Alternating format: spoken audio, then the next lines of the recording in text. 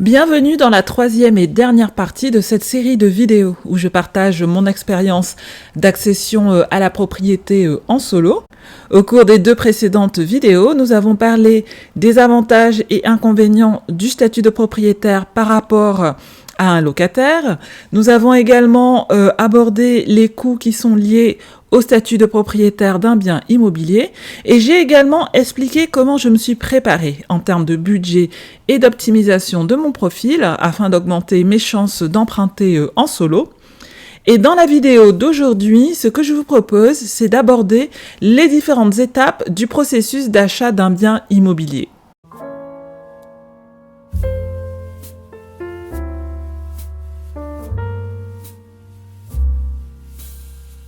Hello, bonjour à tous et bienvenue dans le journal financier du Newbie, je m'appelle Val et sur cette chaîne, je partage mon parcours vers l'atteinte de mes objectifs financiers.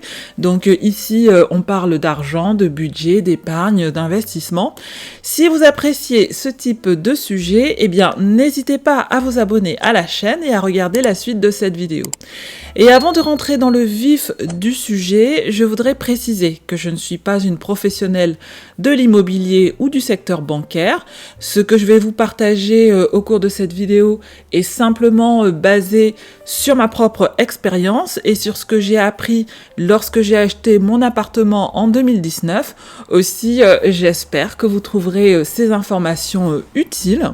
Et donc, au cours de ce troisième volet sur cette série de vidéos où je partage mon expérience d'accession à la propriété, nous allons parler du processus d'achat d'un bien immobilier et je vais également profiter de cette occasion pour vous apporter quelques conseils qui sont basés sur mon expérience.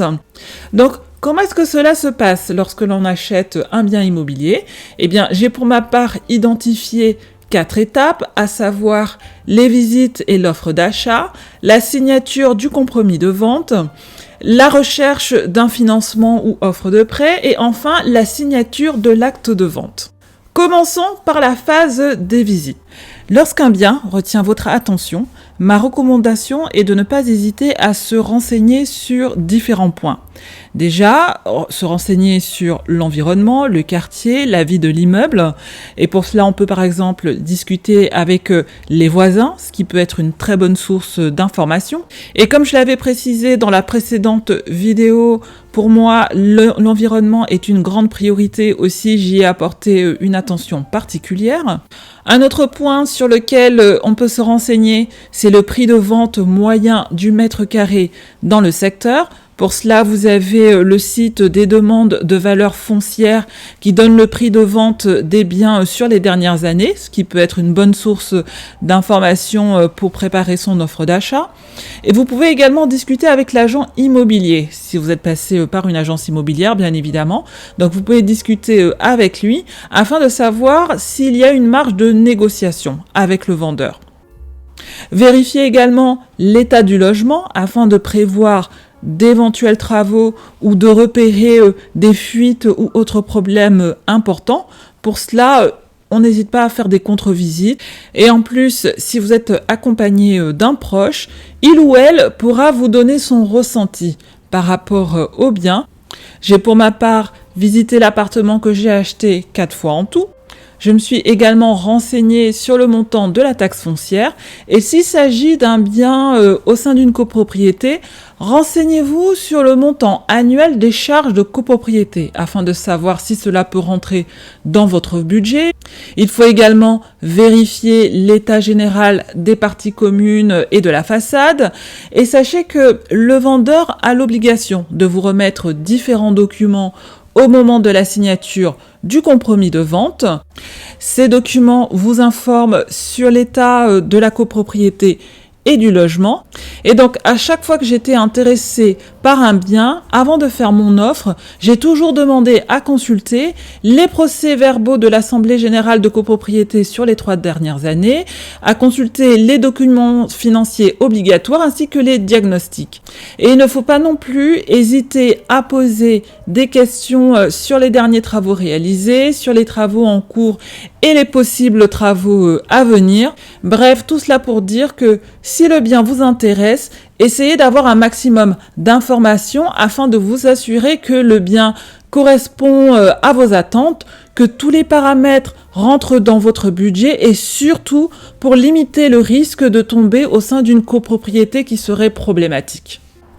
Et idéalement, avant de faire une offre d'achat, vous avez validé votre projet de financement auprès de votre banque ou de votre courtier. Par projet de financement, j'entends votre apport et le montant du capital à emprunter le cas échéant. Parce que cela peut vraiment faire la différence dans le processus de négociation et d'acceptation d'une offre d'achat. Et donc tout cela pour dire qu'il est important de préparer son projet en amont et de cibler des biens qui sont à plus ou moins 10% de son budget, car cela va éviter de faire perdre du temps à tout le monde. Et si vous souhaitez plus de renseignements sur comment rédiger l'offre d'achat et les implications de ce document, je vous mets un lien en description de cette vidéo. Vous avez trouvé le bien qui correspond à vos critères, vous faites donc votre offre d'achat et une fois qu'elle est acceptée par le vendeur, arrive l'étape de la signature du compromis de vente.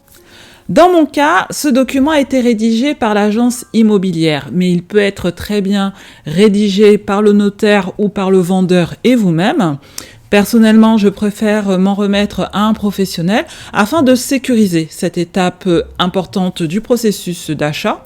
Et lorsque ce document est préparé par un professionnel, vous recevez le projet de compromis avant le rendez-vous de signature, ce qui permet ainsi d'en prendre connaissance et de poser vos questions.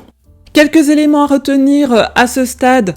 Premièrement, ce n'est pas une obligation, mais il est d'usage que l'acheteur verse un acompte au moment de la signature du compromis de vente. Le montant de cet acompte peut être négocié, mais il se situe en général entre 5 et 10% du prix de la vente.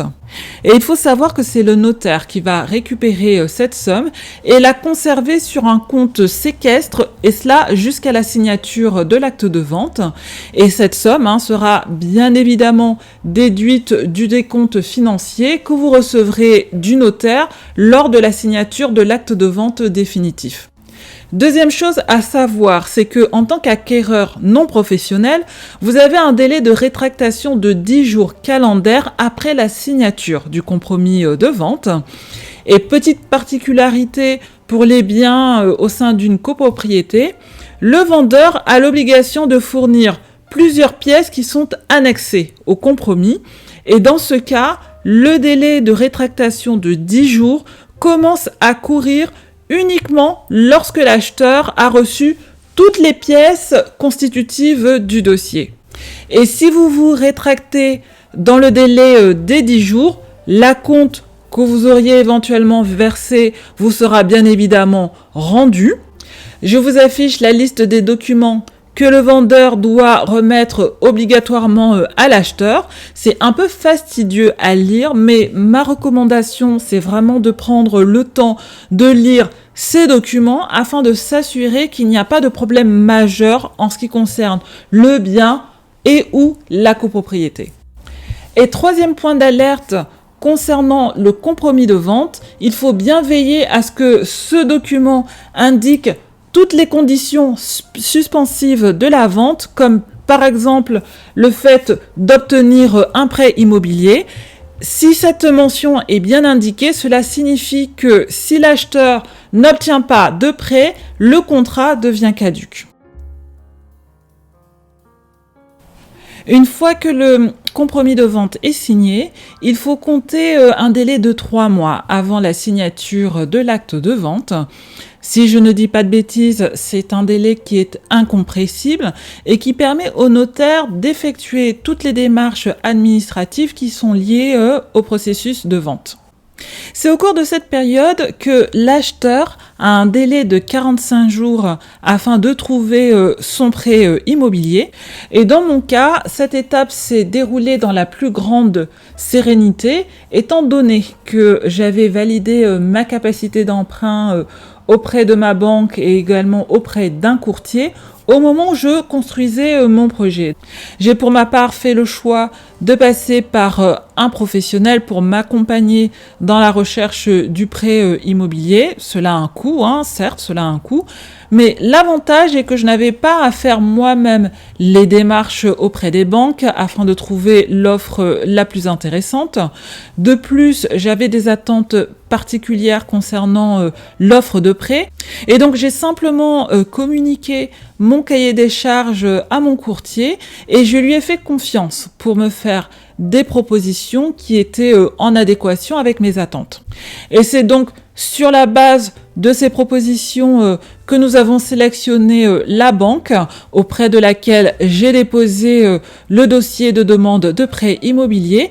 Et à la suite de cela, les démarches ont été lancées pour l'offre de prêt. Lorsque vous recevez l'offre de prêt, il faut savoir qu'elle a une durée de validité de 30 jours. Et de plus, en tant qu'acheteur, on dispose d'un délai de réflexion obligatoire de 10 jours calendaires avant de pouvoir accepter l'offre.